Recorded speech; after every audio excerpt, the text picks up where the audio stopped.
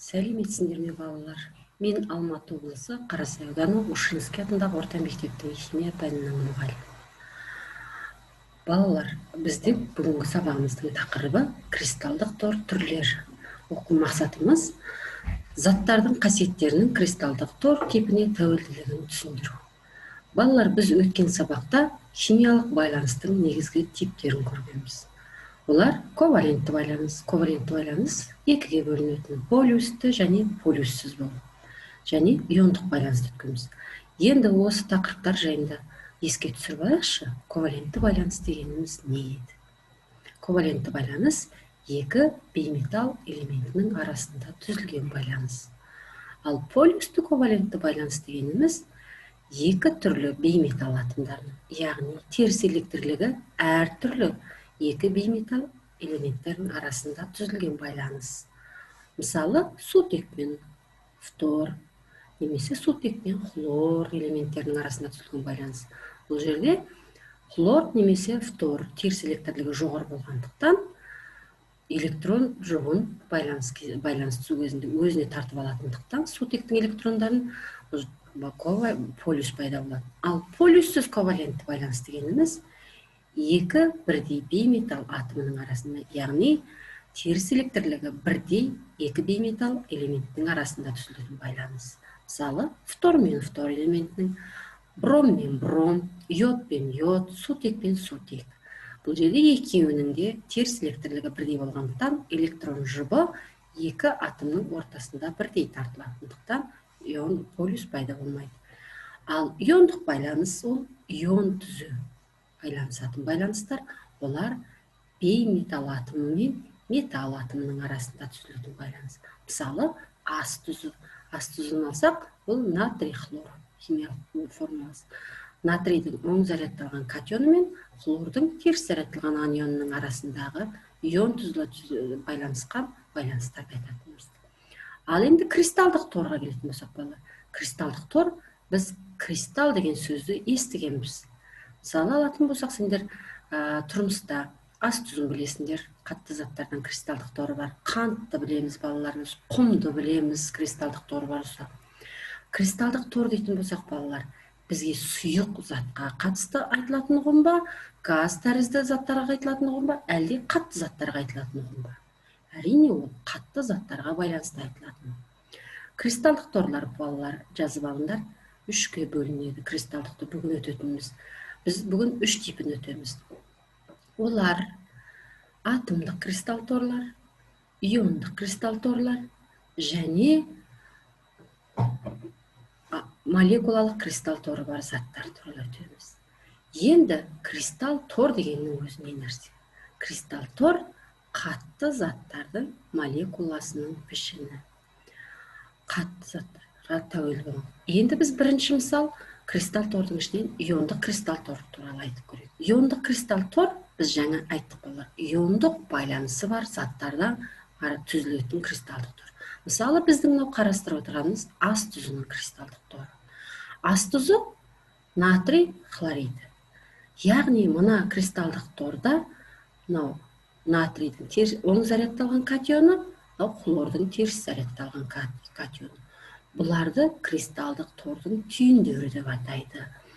Сонда иондық кристалл торды заттар иондық байланысы бар заттардан түзіледі деген тұжырымға келеміз. Келесісі атомдық кристалдық тор. Сендер балалар білесіңдер, атом туралы түсінікті, молекула туралы түсінікті. Молекула дегеніміз атомдардан құралатын күрделі бөлшек. Мұнда атом бізде көміртектің атомы, яғни бұл алмаз. Мынау көміртектің әрбір атомынан түзілген түйіндер, кристалдық түйіндер, атомдық кристалл торы бар, атомнан түзіледі. Бұған мысал графит деген бар, көміртектің атомдық кристалл торынан түзілетін, тағы да күкірттің қатты күйіндегі атомдық кристалл торы болады. Ал мынау молекулалық кристалл тор. Жаңа біз қайталап өттік балалар. Молекула дегеніміз атомдардан құралатын күрделі бөлшек, иә? Мында молекулалық кристалл торларға мынау көміртектің диоксиді, яғни СО2 көміртектің диоксидінің кристалдық торы, ол молекула. Мынау мұздың, яғни H2O, сұйық күйінде суды біз пайдаланамыз. Судың кристалдық торы бар, торының пішіні. Мұнда сутектің катионы менен оттектің аниондарынан құралған. Ал енді балалар, біз осы жерде келесі сабақта келесі тақырыпқа қарастырып көрейік. Балалар, біз осы мына видеоны назар аударыңдар. Осы жерде біз атомдық, молекулалық және иондық кристалл бар торы бар заттардың қыздыруға тәуелділігін қарап көреміз. Мұнда біз осы мысалға атомдық кристалл торы бар графитті алып қарастырамыз. Молекулалық кристалл торы барға йодты, ал иондық кристалл торы барға натрий хлориді немесе ас тұзын алып қарастырамыз. Алдымен бұлардың қызуы. Мына жерде қарасаңдар балалар, бұл көміртектің, яғни және графит, және біз қарастырған графиттің кристалдық торының пішіні. Әрбір түйіндерінде көміртектің атомдары орналасқан қатты зат. Ал натрий хлориді, бұл жаңа айттық біз, иондық кристалл торы бар зат. Мына жерде қарап отырсаңдар, ас тұзында натрий хлоридінде әрбір түйінде натрийдің оң зарядталған катионы менен хлордың теріс зарядталған анионы мен құралған. Йодтың кристалл торының түйіндерінде йодтың екі молекула атомынан құралған молекуладан түзілетін кристалдық торының пішіні бар. Енді жоғарғы температурада графиттің балқу температурасын қарастырып көрейік. Графит бұл жаңа айттық атомдық кристалл торы бар зат. Атомдық кристалл торы бар заттар қарапайым біздің зертханада іске балқуға жүзеге аспайды. Себебі атомдық кристалл торы бар заттардың балқу температурасы 3,5 градус температурадан жоғары. Ал иондық кристалл торы бар зат, ас тұзы, ол 800 градуста сұйық күйге айналады. Бұл зертханада жасай алатын тәжірибе.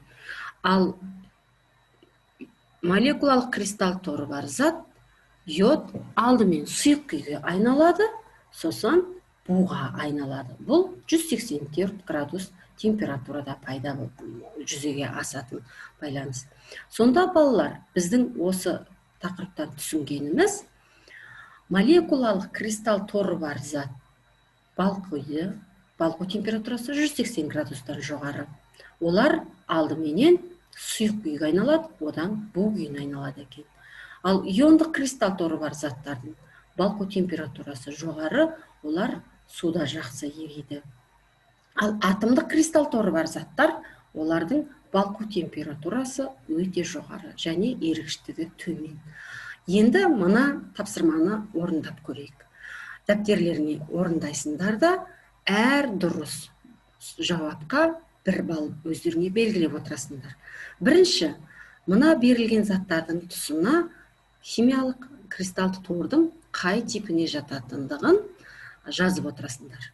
Кальцийдің хлориді, кальций хлор 2, көміртек атомы, H2O, яғни мұз аласыңдар, йод, көміртектің диоксиді немесе көмір қышқыл газы, натрий хлориді немесе ас тұзы. Мына жерге екінші бағанға кристалдық тордың пішінін жазып шығыңдар. Қай типке жазатын? Мысалы, мына жерге ол иондық па, молекулалық па, атомдық па екенін жазасыңдар. Ал жазып болсаңдар, менімен бірге сәйкестендіріңдер.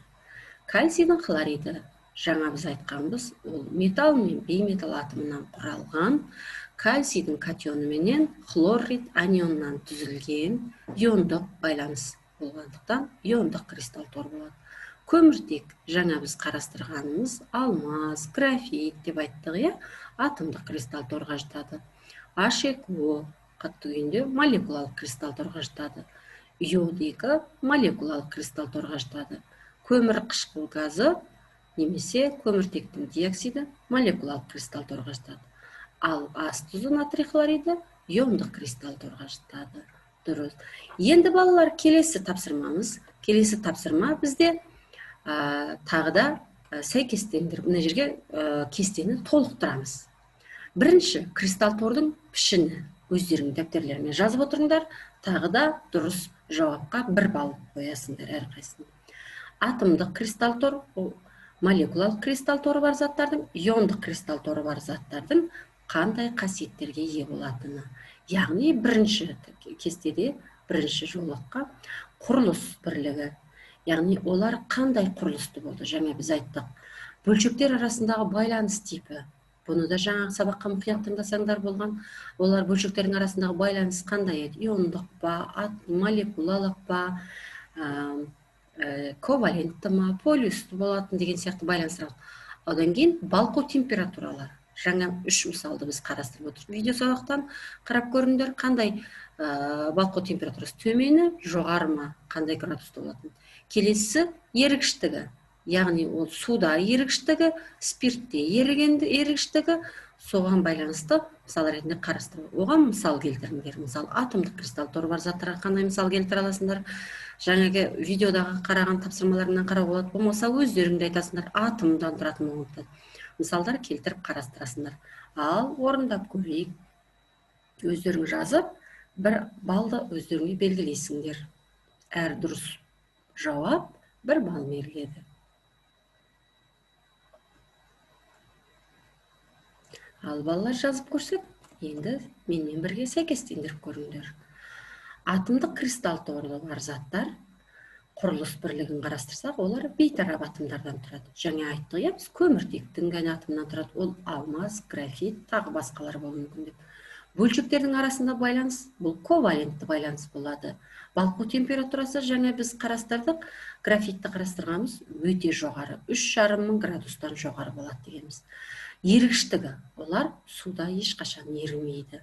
Мысалдар алатын болсақ, көміртек, кремний, құм, осылар. Ал молекулалық кристалл торы бар заттар, бұлар әрине молекуладан тұрады. Олар әлсіз молекула аралық байланыс береді. Мысалы, және суды алғанбыз, суларда суды алатын болсақ, судың молекулалары арасынан бір-бірінен ешкім электрон беріп алу деген болмайды, тек қана бір-біріне әлсіз молекула аралық байланыстармен байланысады. Бұл туралы біз сендермен 9-шы класста, 10-шы класста қайталап өтеміз. Сутектік байланыс деген болады сол тақырыптарда.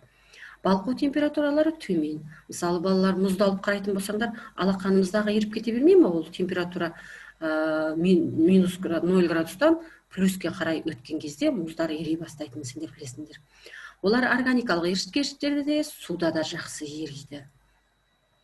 Барлық газдар, жай заттар, йод, бром, қышқылдық оксидтер, қышқылдар, органикалық заттар, бұлар молекулалық кристалл торы бар заттарға жатады. Ал иондық байланысы бар заттар, кристалл торы бар, иондық кристалл торы бар заттарға жатады. Құрылыс бірлігі, олар иондар болады. Бөлшектер арасындағы байланыстың типі иондық байланыс болады. Ал балқу температурасы жоғары. Біз жаңа ас тұзын қарағанда ол 183 градуста балыққан. Суда ерігіштігі жақсы, өте жақсы ереді олар. Оларға металдар мен бейметалдардан тұратын заттар, және біз мысалына қарастырдық, ас тұзын қарастырдық, кальцийдің, хлоридін қарастырдық осылар, және гидроксидтер мен тұздар болады. Ал балалар, бүгінгі сабақта түсінгендеріңді өздерің оқулықтан тағы да бір қарастырып көресіңдер. Қорытындылай келе бүгінгі сабақтың тапсырмасын, үй тапсырмасын жазып алыңдар. Балалар, үйге тапсырмасы бізде 38-ші параграф 134-ші беттегі 5-ші тапсырманы орындайсыңдар. Сау болыңдар.